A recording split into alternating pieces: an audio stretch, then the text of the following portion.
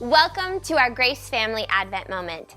This is a moment for you to slow down, reflect, and focus on the true meaning of this season. This week, our focus is joy.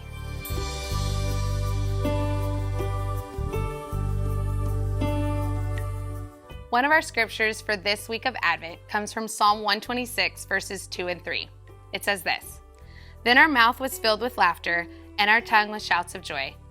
Then they said among the nations, the Lord has done great things for them. The Lord has done great things for us, and we are filled with joy."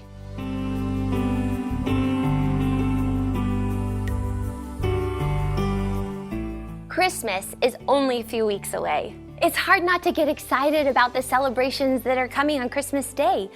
As Christians, we have a good reason to celebrate. We remember when Jesus Christ was sent to the earth as a little baby, and through his life and death, he made a way for us to be forgiven and to be close to God again. Even as Jesus ascended to heaven, he promised that he would still be with us while we waited for him to return a second time. We can be sure that God keeps his promises because we've seen his faithfulness in the past. Do you remember how God used Moses to save the Israelites from Egypt? The Israelites were so joyful that God saved them from trouble and brought them to a new home. In fact, God asked the people of Israel to never forget the things that he had done for them. They were supposed to have joy and keep celebrating the faithfulness of God no matter what happened around them. This week of Advent, we celebrate and remember when Jesus came to earth to save his people. When we remember the faithfulness of God, we can experience joy. Joy is that happy feeling we experience when we know that God is with us and helping us.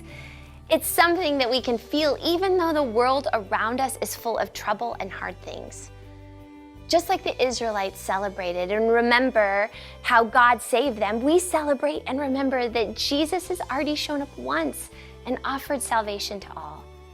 As Christians, we also celebrate that his promise that he's coming back a second time to make everything right. This week, remember that our joy is not because of Christmas lights and festive songs and fancy presents. No, our joy comes from our faith and trust in Jesus. We can be joyful in the midst of brokenness when we remember what God has done in the past.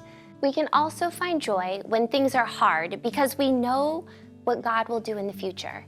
Above all, we have to remember to remain joyful even when bad things happen in our lives, because we can trust in God's promise to save us.